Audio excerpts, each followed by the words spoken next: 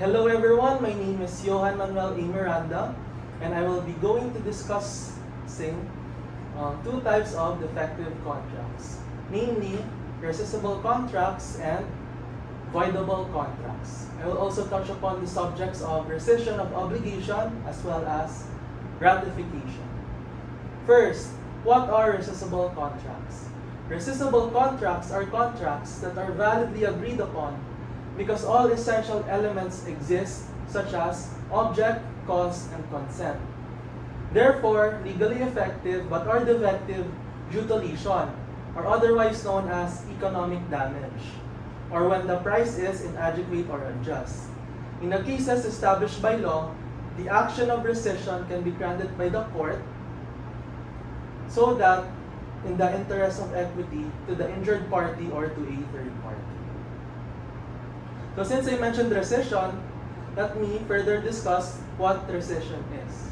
Okay, so rescission is a remedy granted by the court to the injured party or to a third party in order to secure reparation of damages that are made to them by the valid contract, by the means of the restoration of things to the condition they were in prior to the celebration of the contract. Okay. Now, let us not confuse rescission of contract with rescission of obligation.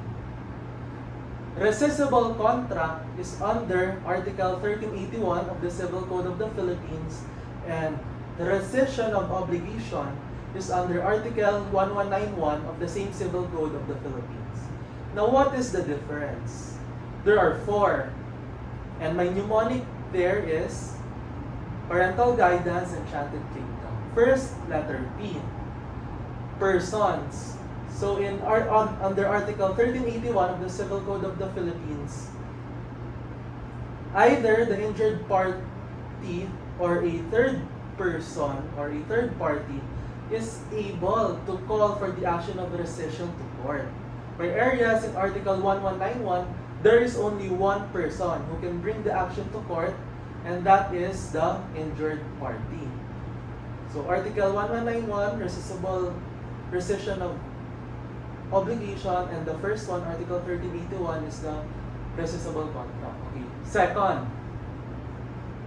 letter G, or the grounds. So under Article 1381, there are several cases or several grounds established by the law in which you can call the action of rescission to court. I think there are 5. Okay.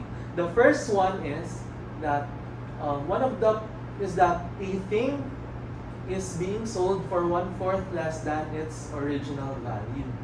So an example there is when a seaman gets lost at sea, and then 3 months it is speculated that probably he may be even pronounced dead.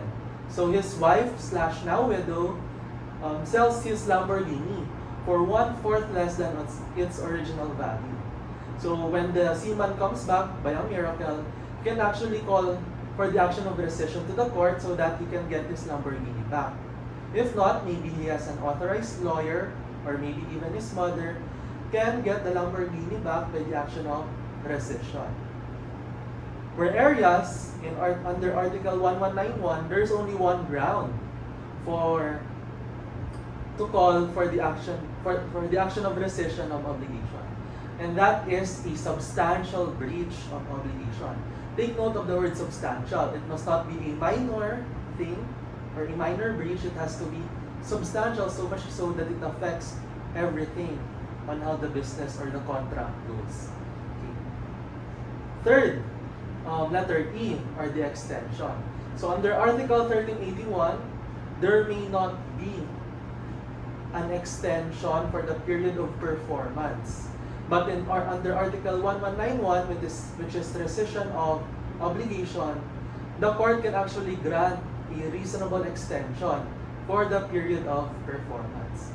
Lastly, finally, or the fourth, letter K, which is the kinds. So under Article 1381, rescissible contract, there are 2 kinds. So it can either be unilateral or reciprocal. But under Article 1191, which is the rescission of obligation, there can only be one, and that is reciprocal obligation. Okay. Moreover, what you have to know about rescission, or the most important thing you have to know about rescission, is that it is a subsidiary action. This means that you cannot call for the action of rescission on the first instance. You must first explore other available remedies. And when all the other remedies are now exhausted, that is now the only time you can call for the action of rescission. In other words, all available remedies must be explored and exhausted, so much so that you can only call for the action of rescission in order to restore the thing prior to the condition it was in the condition it was in prior to the celebration of the contract. Okay. Finally, let us also talk about the extent to which rescission can cover the damages. So rescission can cover the damages to the extent necessary. This means that the entire contract may not be or does not have to be rescinded. Only certain clauses of the contract can be rescinded. Okay, now we have talked about rescission of contract, rescission of obligation under Article 1381 and under Article 1191. Now let us go to voidable contracts and later on ratification. What are voidable contracts? Voidable contracts or annullable contracts are contracts that possess all the essential requisites of a contract but are defective due to one of the parties being incapable of giving consent, or the consent is vitiated due to mistake, violence, undue influence, intimidation, or fraud. Okay. Now, the voidable contracts are valid and binding unless annulled by proper action in court. Once ratified, they are absolutely valid and can no longer be annulled. So since I mentioned ratification, let me expound on what ratification is.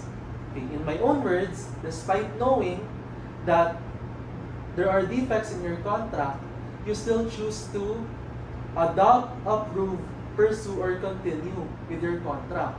This means that your intention is to be ratified or to be bound by your contract, even though you know that it can be annulled. Okay. Now, the ratification, this means that it cleanses the contract from all of its defects from the moment it was constituted. Ratification can either be expressed or implied/tacit. Okay.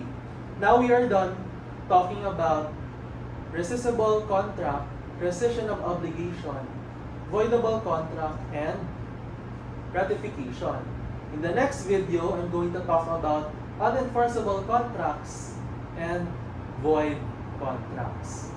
That is it. Thank you for watching, and I hope you subscribe. Yes.